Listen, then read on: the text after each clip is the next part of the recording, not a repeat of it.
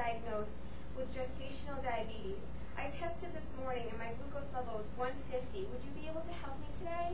Of course, I'd love to help you. My name is Michelle and I'm the pharmacist here at MCP Pharmacy. Well, congratulations on your new pregnancy. Oh, thank you. Let me just pull up your history to see what medications you're on. Can you tell me your last name, date of birth, and address? My last name is Overcroft and my date of birth is 10/31/89. And I live at 150 Lancaster Road in Salem, New Hampshire. Okay, so I have your history right here. So as you know, it's important during your pregnancy to continuously monitor your blood glucose for both your health and your baby's health. Why don't we go sit down in the patient counseling room and discuss some of your questions together? Okay, sounds good. Okay, so would you mind before we get started today letting me take your vitals, like your blood pressure and your pulse? I think that'll be okay. Okay, great.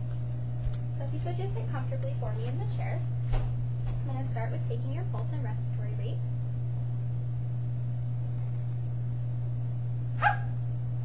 I just felt the baby kick. Feisty little one, takes after his father for sure.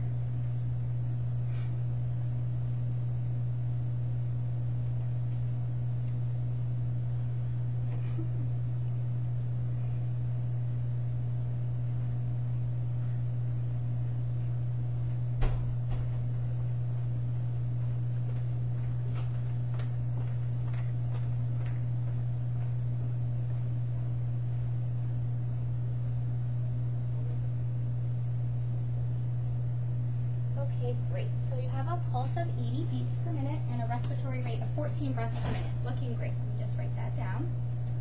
Okay, so next we're going to take your blood pressure. So if you could just sit back and have your legs on the ground for me. If I could have you roll up your sleeve. Perfect. And just put the cuff on.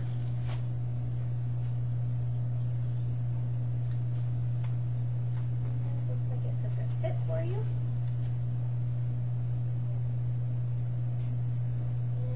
Not too snug. Perfect.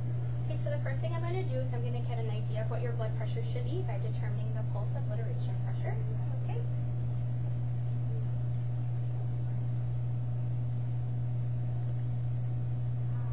125.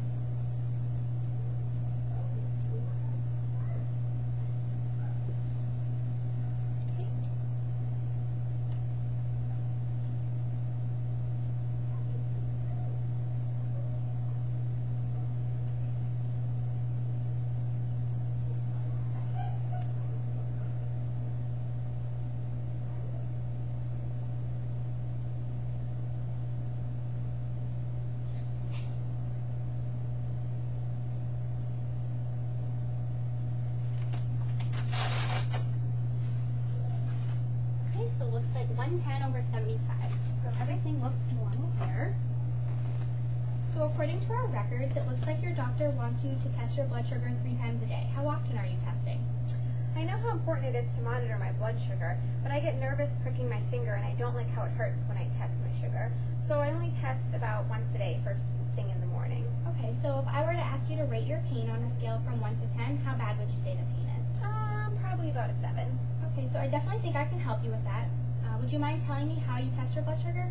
Well, after gathering my supplies and getting my meter ready, I lance my finger on setting 5, right in the middle of my finger every single time to make sure I get the most blood and to make sure that it doesn't hurt.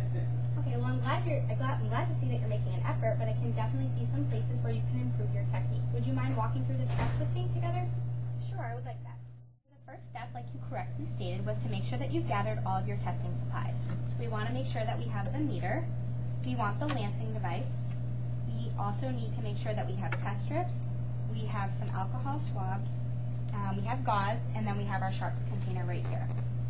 So the first thing we want to do is we want to take the lancet, and in this case the cover's already off, but if the cover were on, we would want to remove the cover first, like this. Okay. And then we would insert the lancing device into, like that, until it clicks. Okay. Okay? So depending upon where you're testing is going to depend upon which cap that you should be using. So there's 2 caps, there's the blue cap and there's the clear cap. So we're going to use the blue cap if you're going to be testing on your fingers, and we'll use the clear cap if you're going to be testing on an alternative site like your palm or your upper arm. So just to review, besides your finger, where else did we discuss it is appropriate to test? So to make sure I understand, I should use the blue cap if I'm going to test on my finger and the clear cap if I'm going to test on my upper arm or on my palm. Yep, that's very good, correct. Okay, so the next thing we're going to do is we're going to get a test strip out, and we're going to insert it into the meter and wait for the meter to power on. Now, while we're waiting, explain to me again how you tested. Well, I always test my sugar by lancing the middle of my finger, and I always use the same finger and the same site for all of my testings. Okay, so actually testing in the middle of your finger is much more painful than testing, say, on the side of your finger. It's much less sensitive. Also, it's important to rotate testing sites to make sure that one site doesn't become too sensitive, and by doing this, you can also minimize any of the pain involved. You also noted that when you test on a setting of 5. 5 is actually the highest setting and can cause the most pain, so it would be best if you could lower the lancing device setting to limit the pain but still get enough blood, and you can do that by shifting the number here on the device like this. Okay. I didn't realize the importance of using the side of my finger and rotating test sites, and I thought that the highest setting on the lancet device would cause the least pain. Also, with it being winter, my hands are always really dry and always seem to be cracked, and I think the testing is making it worse. Is there anything I can do to help my dry hands to make the process a little bit easier? So it is definitely important to keep your hands moisturized, so you should definitely be using lotion. Also, we talked about changing the testing site before lancing. It would also be best if you could use warm, hot, soapy water rather than using alcohol swabs when you test, because alcohol swabs can definitely be drying to the skin. So unless you're out and about and away from hot, soapy water, it would be best to avoid alcohol when you clean your finger before testing. Wow, I didn't realize that alcohol could be so drying to my skin and actually be making the testing more painful. Silly me, I guess I was just trying to get all the alcohol I could on my skin since I can't drink any right now. So now that we've talked about the proper testing sites and how to help minimize the pain associated with testing, what questions do you have at this time? Right now I don't have any questions. Okay, so we have our meter ready, and the next thing that we need to do is we need to clean the testing site. So we're going to clean with an alcohol wipe like this, or at home. If you're at home, then you can just use the warm soapy water. So the next thing that we need to do is we need to lance the finger. So we're going to stick on the blue cap since we're going to be testing on our finger, and we're going to lance just like this. Okay, the next thing that we want to do is we want to squeeze to get an adequate sample of blood, and we're going to touch the meter to the blood like this to get enough of a sample and wait for the meter to read the glucose. In this case, mine says that it's 110. So I just want to make sure that you understand the differences involved when testing your finger versus testing an alternative site. So could you explain the differences to me, please? Okay, so when I'm testing my finger, I'm going to use the blue cap, and when I'm testing an alternative site, I'm going to use the clear cap. And then after lancing my finger, I'm going to squeeze it a little bit to get some blood out and wait for the device to beep and give me my reading. Okay, so the last thing we want to do is if there's any blood on your finger, we just want to put on a gauze pad to get any excess blood, and we'll discard all of this material like this into the sharps container. Okay, with that, what questions do you have for me? So right now I don't have any questions. Okay, so sometimes people ask me what to do if there's no sharps container at home. So what you could do is you could use an empty laundry detergent container. So what you'll do is you'll just take the empty laundry detergent container and you'll write on it, do not recycle, and when it's full you'll just seal it with duct tape, and then you can just discard of all of your sharps materials that way. So if you have any other questions or concerns, please don't hesitate to contact me, and I will contact your doctor and let her know about our discussion today so she can check to see how you're doing at your next visit. Okay, I was actually wondering how I could get rid of my lancets at home, so I'm glad that you brought that point up because I seem to have forgotten to ask you that. Great, I'm glad I could help.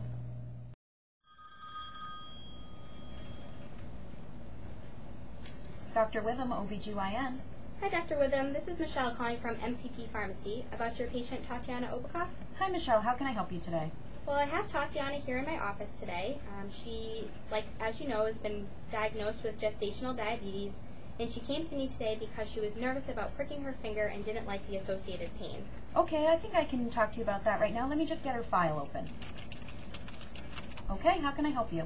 Well, when she came to my counter, she told me that she didn't like testing her sugar because of the pain, and she said that she was using the middle of her finger rather than the side. Okay. I further found out that she wasn't rotating her testing sites, And she also told me she always used alcohol swabs rather than using warm soapy water at home.